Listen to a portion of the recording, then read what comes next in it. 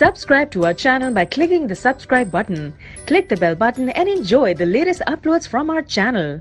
बिस्मिल्लाहिर्रहमानिर्रहीम। आज हम जिस मौजू पे बात करेंगे ये मौजू है इस्तिखारा।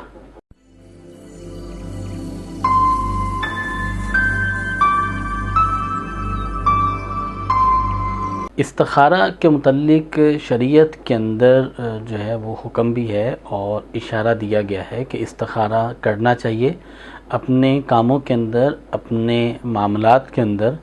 इस्तिखारा अल्लाह रब्बुल इज़्ज़त की मंशा को, रज़ा को अपने काम में शामिल हाल करने का नाम है।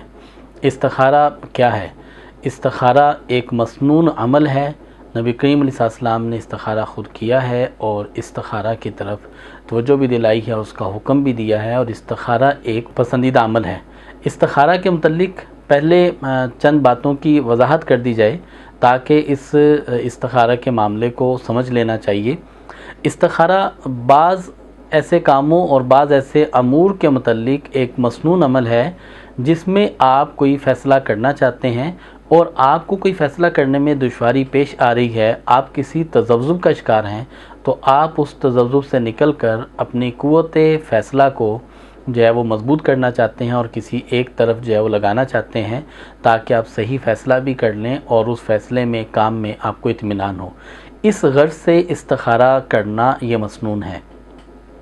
जो अमूमी तौर पर हमें इस्तिखारा के आम मफ़हूम के ऊपर ये चीज़ देखने में मिलती है कि इस्तिखारा से शायद हमारे मुस्तक़बिल का कोई हाल पता चल जाएगा, तो इसकी कोई शरई हैसियत नहीं है। इसी तरह अगर हमें ये लगे कि इस्तिखारा से शायद कोई चोर पकड़ा जा सकता है, तो इसकी कोई शरई हैसियत नहीं है, कोई दलील नहीं है। इस्तिखारा के ज़रिए जो है किसी मुस्तक़बिल के हालात का जायज़ा लेना, इसकी कोई शरई हैसियत नहीं है। और लोगों के हालात का जायज़ा लेना और लोगों की टोह में लगना, इसकी शरीयत इजाज़त नहीं देती। इस्तिखारा आप कर सकते हैं, आपके पास जो है अगर कोई दरपेश मसला शादी से मुतल्लिक है और आप ये जानना चाहते हैं कि शादी जो है जहाँ करना चाह रहे हैं वहाँ निकाह का पैगाम भेजें या ना भेजें, भेजना आपके लिए बेहतर होगा कि नहीं बेहतर होगा।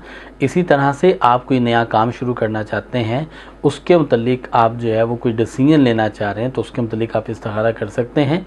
इस्तिखारा का जो मसनून तरीका है, सुन्नत तरीका है, वो ये है कि आप 2 रकत नफिल नमाज अदा करेंगे इस्तिखारा की नीयत से।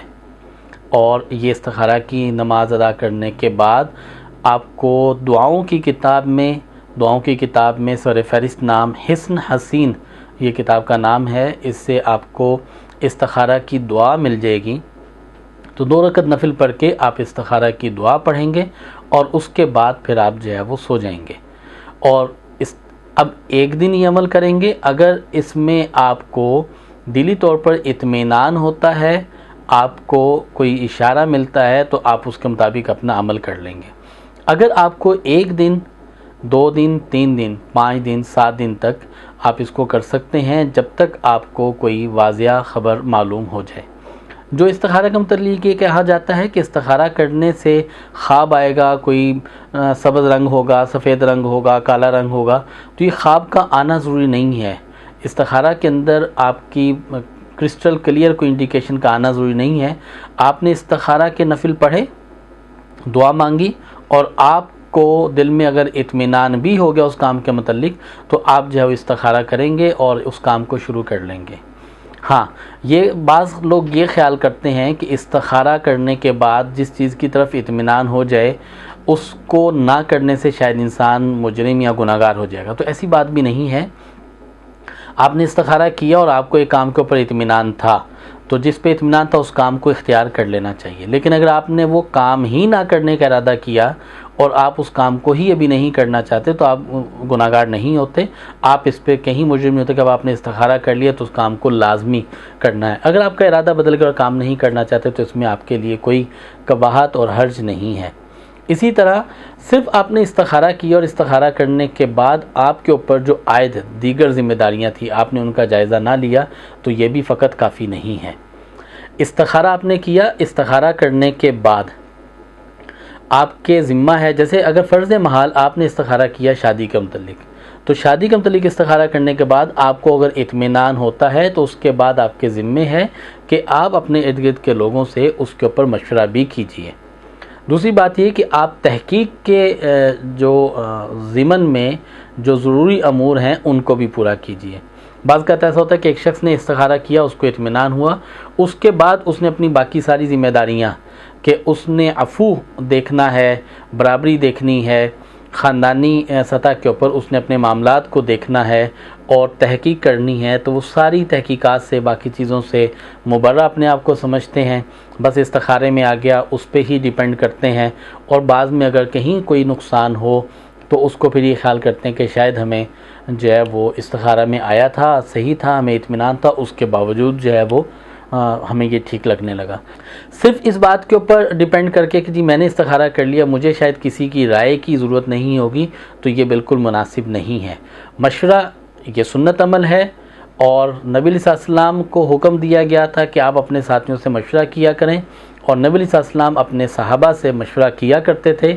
اسی طرح آج دیکھنے میں یہ آتا ہے کہ نوجوان بچے اور نوجوان بچیاں استخارہ اگر کرتے ہیں، ان کی کہیں رغبت ہے، طبیعت ہے، اور استخارہ کیا، خود سے دل کو اطمینان تھا، تو والدین کی رائے کو اٹھا کے بالکل ایسے ہے جیسا کہ کسی بن میں ڈال دیں، تو یہ بالکل آئیڈیل نہیں ہے۔ فقط اتنی بات جو ہے وہ ان کے لیے نفع بخش ثابت نہیں ہوگی۔ استخارہ خود کرنا چاہیے اور اپنے آپ کو یکسو کر کے کرنا چاہیے، اور اپنے آپ کے ساتھ مخلص ہو کے استخارہ کرنا چاہیے۔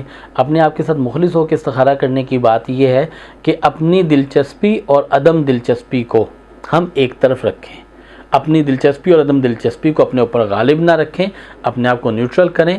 اپنے آپ کو نیوٹرل کرنے کے بعد پھر ہم استخارہ کریں، اور استخارہ کرنے کے بعد اس کے مطابق جو ہم اپنا رائے قائم کریں، اور اس کے مطابق پھر ہم جو فیصلہ کریں۔